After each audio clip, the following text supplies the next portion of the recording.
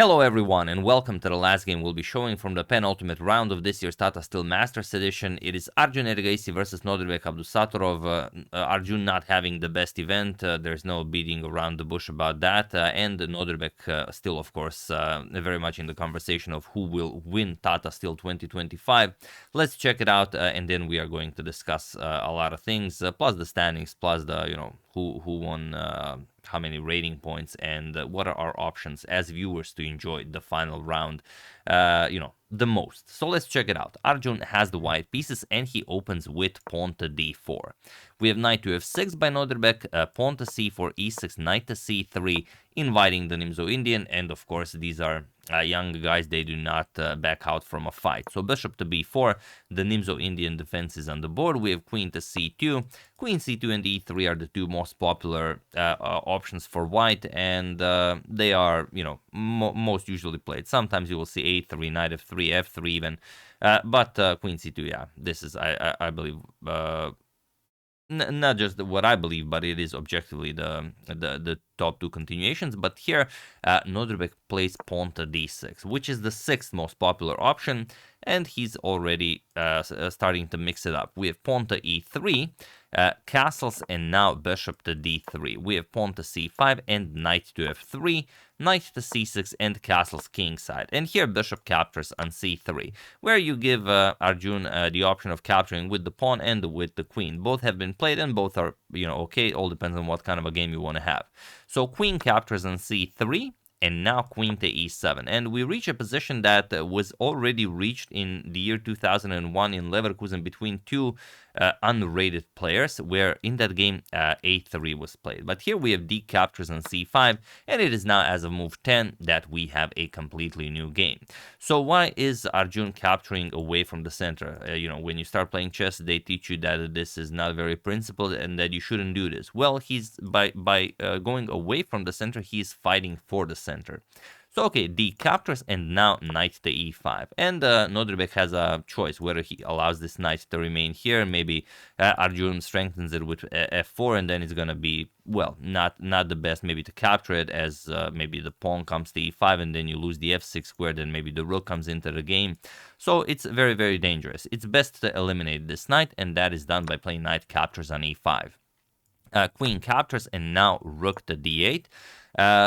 Played with tempo, as of course you should always play, because well, we all know what Arjun is doing. He wants to play b3, put a bishop on b2, and checkmate Nodirbek with queen captures on g7 if Nodirbek allows it. So bishop to c2, and now we could continue that way, something like bishop to d7, b3, you put the bishop on c6, you grab hold of this diagonal, Arjun would put a bishop on b2, grab hold of this diagonal, and of course it's a very nice game. Maybe you bring the rook into the game, maybe you offer a queen trade, something like that.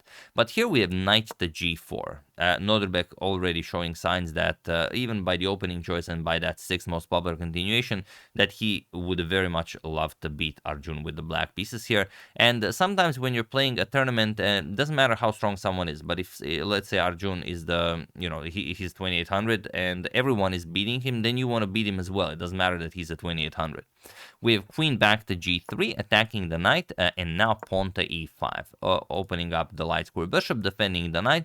And you could dislodge the knight with h3. Arjun does it with f3. We have knight back to f6 and pawn to b3. Now the bishop is coming to b2. We have knight h5 attacking the queen, queen f2, and bishop to d7. Nodirbek will put his light square bishop to this diagonal, bishop to b2, and now bishop to c6.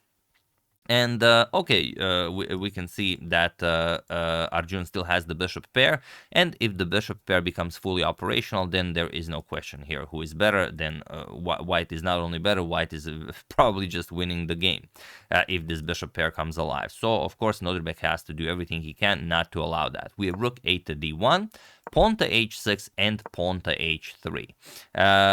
Well, strengthening the g4 square, but then again creating some holes here for the knight. If the knight comes to f5, maybe it can come to g3, or maybe even from h5 to g3.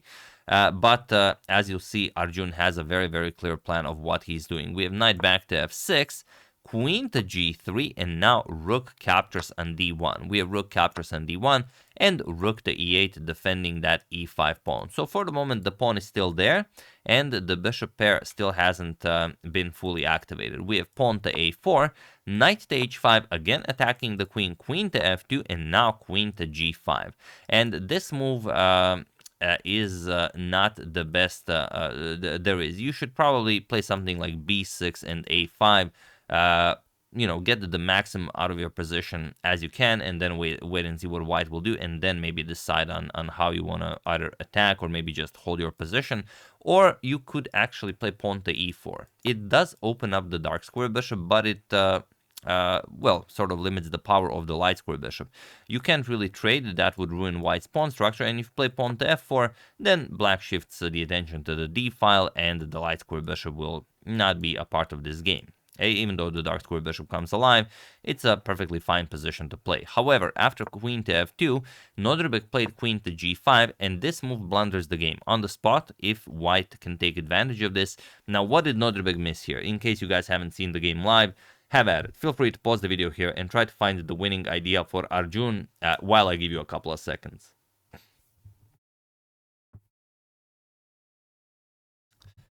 The move Nodirbek missed is the move that we all miss, and that is, of course, the move with the knight back. Usually we don't see it when we have to find it, but here Nodirbek missed it as it has to be played. And what I mean by this is that Arjun played pawn to g4, and the knight has no squares. If you bring the knight to f6, then you block the queen's path towards safety, and just pawn to h4, and the queen is trapped. That's it. That's game over. So after g4, there's no good way to handle this. There is a way to prevent losing the knight, because for the moment the g-pawn is pinned. But you have to find a way how to do it properly, and Nodirbek does. He plays pawn to f5. We have h4, chasing away the queen. You want the queen to move so you can capture the knight. Queen g6, still maintaining the pin, and now bishop captures on f5. Just getting a beautiful position and winning material, while he's doing that. We have queen to f7, saying that, okay, you captured the knight, I'm going to capture your bishop, but now rook to d6, with the simple idea of bishop to g6, just winning the game on the spot. We have knight back to f6, so bishop to g6 is no longer an option, but now g5. We have h captures, knight to h5, and now bishop to g4. There was a very cool idea of bishop to h7 check, and then if you capture g6, just wins the queen. G6 check would win the queen. Well, you would basically give up the rook and bishop for the queen, but the black is under no circumstances obliged to capture that bishop. You can play king h8 and the game continues. Then you bring the bishop back to g6. Or you could play bishop to g6 right away without checking the black king. And then something like queen e7 attacks the rook. Let's say bishop captures on e8, and after queen captures on g5 check, king f1, and bishop captures on e8, this is there's not much to be done about this position. White is winning, but maybe Arjun thought that this was giving Nodirbek too much chances. So he played bishop to g4 first, and only now after queen to e7, where he should have gone for rook to g6, as this is just, too strong. The knight has no squares. You defend the g5 pawn, and next move you play bishop captures on h5, which will also defend the rook here. Again, probably Arjun thought that this was giving Nodirbek too many chances. Maybe rook to d8 can put some pressure on the position. And then if you capture, for example, rook d1 check, maybe you go queen d8, and then you threaten rook d2, but still with bishop to c3, it can be played, and then you have to calculate queen to d3. It is a very complicated line. Or maybe after, let's say, rook g6, you go rook to d8, maybe f4 to simply stop this, as the bishop would cover the d1 square, but then you allow the position to open up. So it's winning, but it requires you to calculate quite a lot. Arjun doesn't want to burn his time. He plays rook captures on c6 after spending a minute on this position, and this brings Nodirbek back in the game. B captures on c6, we have bishop captures on h5, and now queen captures on g5 with check. Bishop g4, and now pawn to e4, and Nodirbek is very much back in the game. We have king to f1, queen to g6, and now a beautiful move by Arjun, queen to c2, stopping any captures as the e-pawn is pinned. It's a very hard position. It's hard to say what Nodirbek should play here, but he played rook to f8, which seems like a beautiful move. It seems like even a winning move. The threat is queen captures on g4, but there is one move that is so beautiful that Arjun can play here, and that I believe everyone would miss. There is no person that doesn't play rook f8 here, but then there's only, the 2800s that find what comes next. So have at it while I give you a couple of seconds.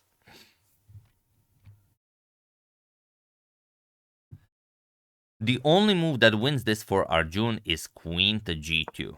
That's the stuff. And okay, maybe you come to this move by, lack of other moves, but with the idea that if maybe you just move the king to unpin, then you run into this check and then you blunder your queen.